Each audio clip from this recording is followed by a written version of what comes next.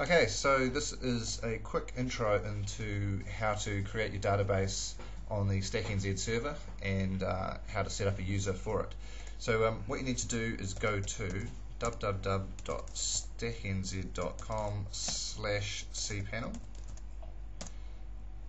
and if you're at school you'll probably need to get through the proxy. I already have, so I don't need to do that. Now this is your usual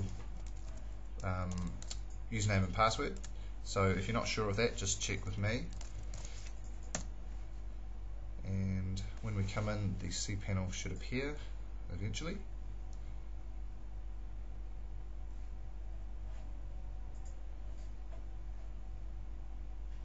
And once we get in there, we're going to, there we go, use the MySQL databases links right in the heart of all those links. So click on that, and in we come here. So this is the account maintenance for our MySQL part, which is the database. Now initially you'll have no database set up there, so the first step is to name it. Now in my case here, I'm just going to name this one news, because I'm going to do a news example. You can call it anything you want, just make sure there are no spaces, try to avoid symbols, and I would generally go with all lowercase when you do this as well, because that'll make it easier for you to remember when you do the connection string on your web page. Now I'll click on create database, and there it's done. Now the next step, and before I go on, you can see there that the database has been added.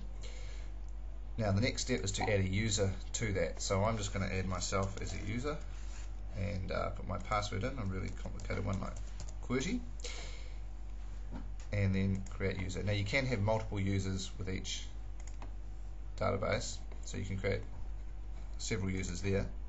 Now at the moment that user is not actually connected to the database, so the next step as we work down the screen is to come to the add users to your databases section. So choose the user, in this case there's only one, the database, there should only be one. Now I'm going to give this all privileges, and then I'll click on add user to database, and that's done. Now what you'll see here is a little connection string. I'll just highlight that. That's the PHP string that will enable us to connect our web pages to this database. So we'll come back and we will use this later on in the future, but just be aware that's where that appears.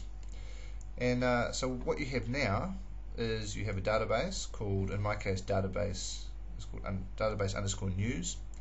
I've set up a user who is connected with all privileges, and that is the first step in creating our dynamic website.